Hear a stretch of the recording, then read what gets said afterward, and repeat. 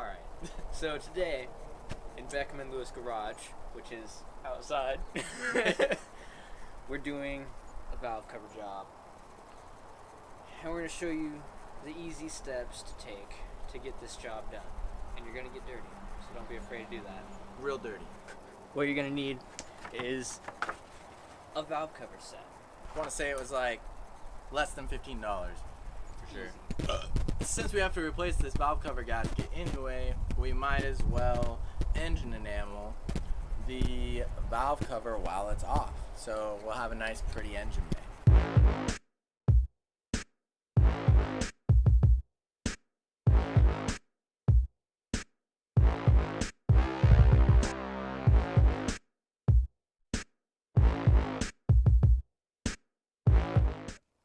Pop the hood.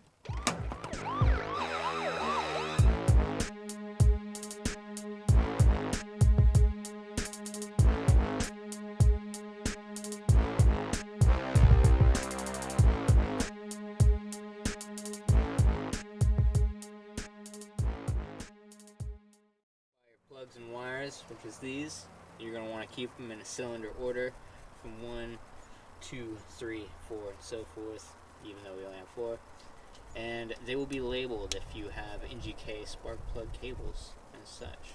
So you want to set these off to the side from longest to shortest. I do believe these are aftermarket. Yes, they probably are. So let's begin by removing these. These clips you're going to need a pair of needle nose pliers for, except for this one right here, which just pulls out. So these ones. And it looks like our hose clamp has already been pulled back. You'll have one on the exhaust side, and then you'll have one on the intake manifold side.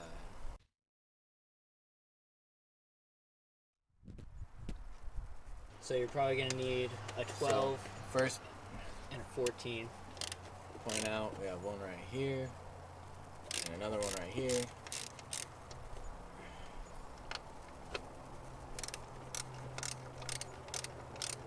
But the fact it's on there real tight. Yeah.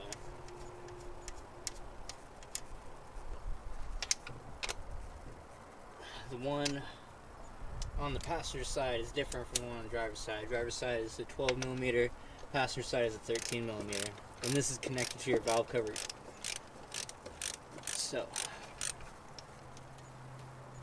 This is your knee bone, which is connected to your thigh bone, which is then connected to your hip bone. And your hip bone's connected to the most important bone of all. What? you identify that one too? The boner, Laz. The boner. You know how the song goes. Your knee bone's connected to your thigh bone. The thigh bone's connected to your hip. And after those two bolts, you have a clip here. Whoop. You want to press down. Rip this out of here. I'm gonna mangle the shit out of that. 8, 10, 13, 14, 20. So we'll start in the middle for whatever reason. Another one here. And then we'll just go down the side.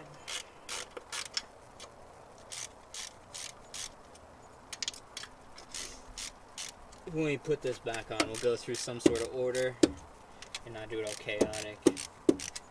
Because there is a specific way to do this. Because you don't want your gasket that you just put on start leaking. And that'll ruin your day. I believe there's like it's probably like 12 pounds. It's 8. Is it 8? It's 8. You don't need a lot of torque on these. You'll strip it out, and then you'll be digging through Healy coils and putting those in. And then eventually those will strip out, and you'll end up putting bolts in. You'll be stuck at your local hardware store for like a half hour. It's happened. It has happened.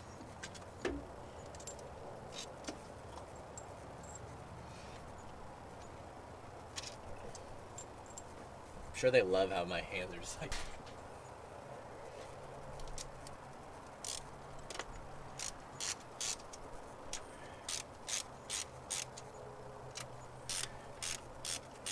as you're taking this apart, make sure that you are placing your hardware in a nice, safe spot. If hardware isn't something you're familiar with, if labeling isn't a bad idea, labeled cups or something so that you know where everything goes. Something like this isn't something you can just find at AutoZone either. So don't lose it.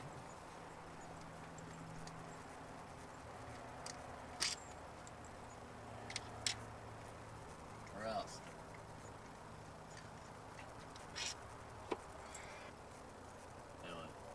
That's for the grand finale. What? And here we're looking at your dual overhead cams here. All 1.6 liters. Next step, clean the surface. You want a fresh start with this thing. You don't want any old oil messing up your valve cover. Gasket job. Because after spending the time on it, you only should have to do this one time. One time. That's all you gotta do. Just do it one time, the right time. If you're doing it twice, you're doing it wrong.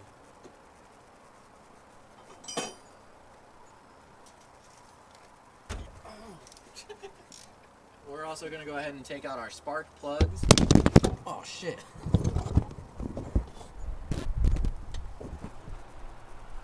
Yeah, we're good. Like I was saying, we're also going to go ahead and take out the spark plugs. Since we have this all done, we're not going to replace them, but we might as well clean them up.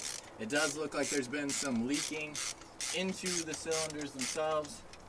So, as you can see, there's a lot of oil on there. It's just real dirty, grimy, bad news. Natty spark plug right there. Again, not in the best condition.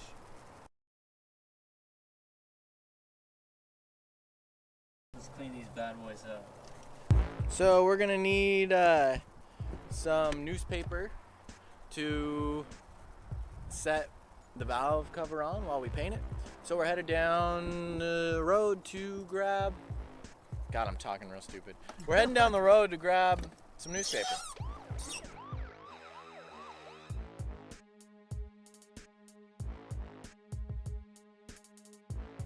Somewhere. What? Saying you were somewhere, dude. Oh. Not anymore. I'm right here, baby. I'm talking about that. What is that? What is that? I don't want to talk. That's some. Huh? That's some good music. Whatever it was. Memories, take my picture now, shake it till you see it. It's the new Panic at the Disco album. Oh, The is last that really? one was pretty good. You're pretty hungry. Like, what do you want to get some food?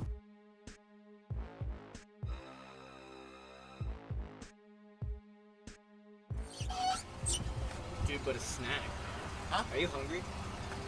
We can get something to eat while you're here. Okay.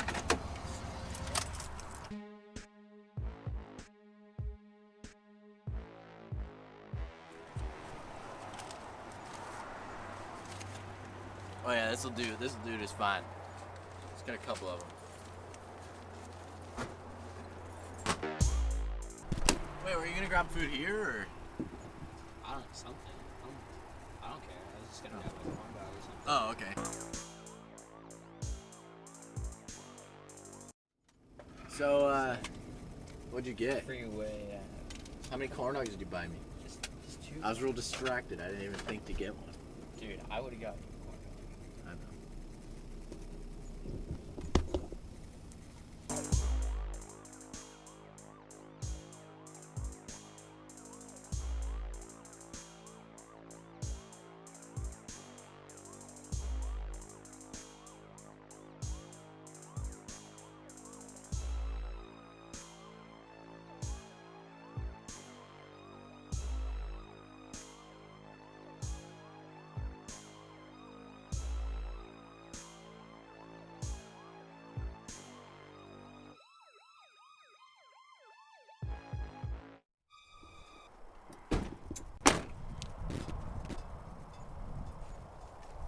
So we got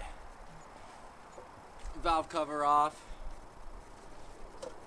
And now you want to try to get it as clean as possible so that your paint or enamel will actually stick to it. And this is kind of a sketchy thing because our brake cleaner was broken, so I had to put a plastic dip spout on it, and it's kind of sketch, but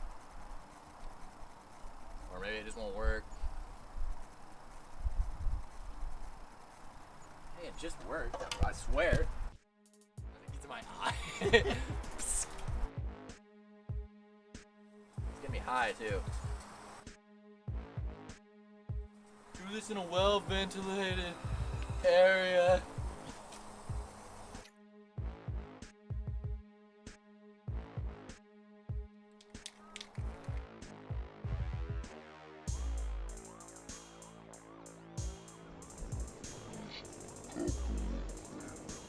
Actually, we're missing one thing. What? The gasket. Gasket.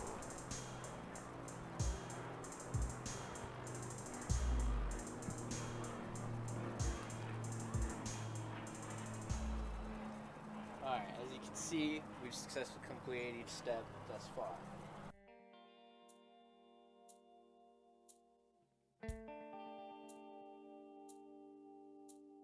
Alright, so now, as the valve cover is painted, I want to get some light dab of some gasket maker and the creases there.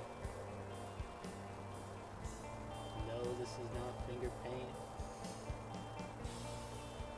It isn't something that you necessarily have to do, but as a precaution, it's never a bad idea to at least get the corners where it may have trouble mating. You don't have to go overboard with it or anything, just a little bit extra to make sure that you will in fact get that seal. You want to move that?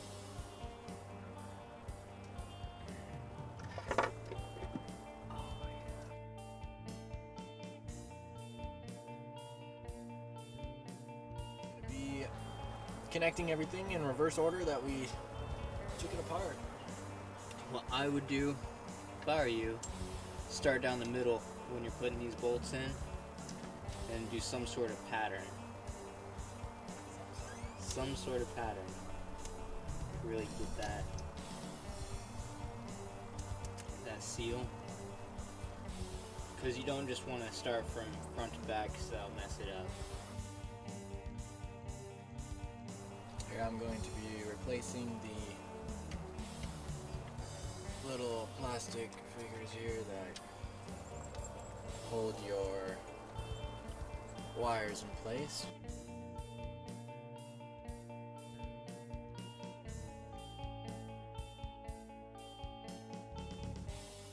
Since they need about 8 foot-pounds of torque, most likely, do it about halfway, get everything halfway tightened using that kind of crisscross method there. Snug. And then working your way back, progressively getting tighter and tighter until you're at that full rating.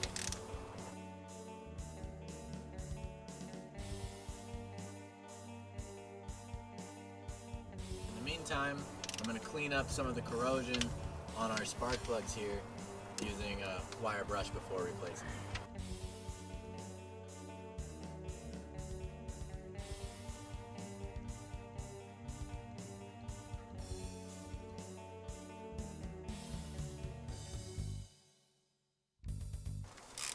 Once you get them snug in there, you just want to give it a very slight turn. You don't want to over tighten them, especially with these aluminum heads. A lot of places recommend using lubricant so that your spark plug doesn't get stuck in there for the next guy to pull out. It is recommended that you replace these every 30,000 miles.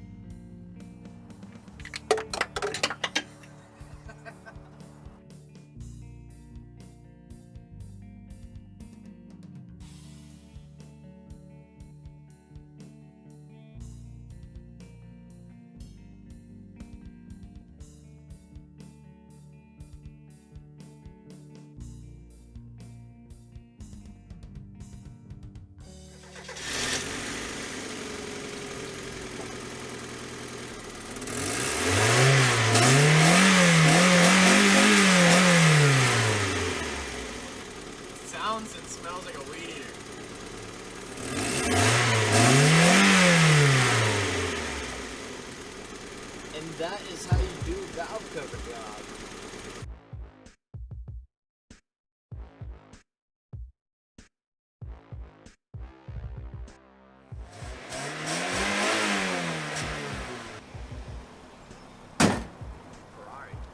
There you have it, folks. Fully functional Miata. Anything else? Tune in next week for a passenger side wheel bearing removal and install. Yeah. Hub. Yeah. Wheel hub assembly. Yeah.